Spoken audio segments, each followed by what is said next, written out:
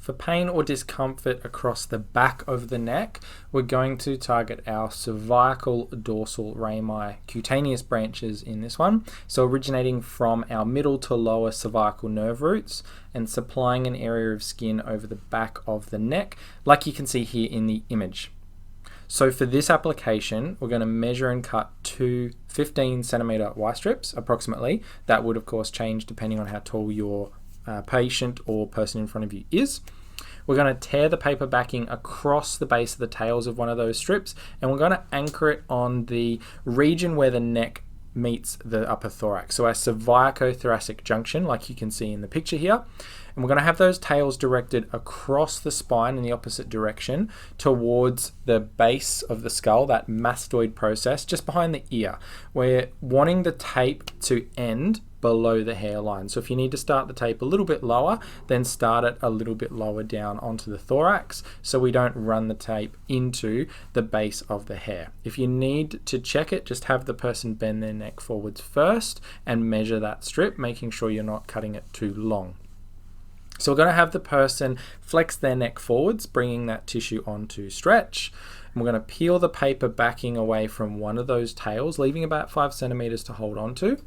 We're going to apply a light to moderate tension. So in the manual here, we've got about 50% tension. We're going to lay that strip across the neck towards the opposite mastoid process, but making sure that end is laid down with no tension. And then we'll take the second tail, remove the paper backing just to the end, again applying that tension and running it towards that same direction, that mastoid process, making sure the end is laid down with no tension.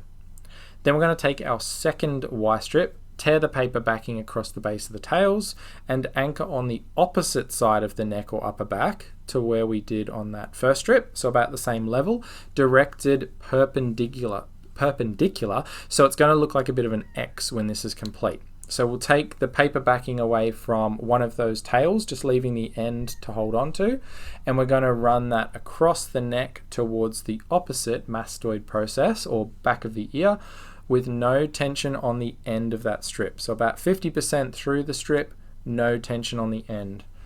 Then we'll take that second tail and apply it in the same way. So just holding the edge of the paper backing, applying our moderate tension, laying that down towards the mastoid process on the opposite side or just below that, and making sure the end is applied with no tension. So in the pictures here, you can see it is directed a little bit lower than that mastoid process, but ending up with this X-shaped pattern crossing over. The reason I've done Y strips is just you can cover a little bit more surface area or spread those tails if you want to cover a larger region. So our end application should look something like this. So let's take a look at a demonstration of this application being done.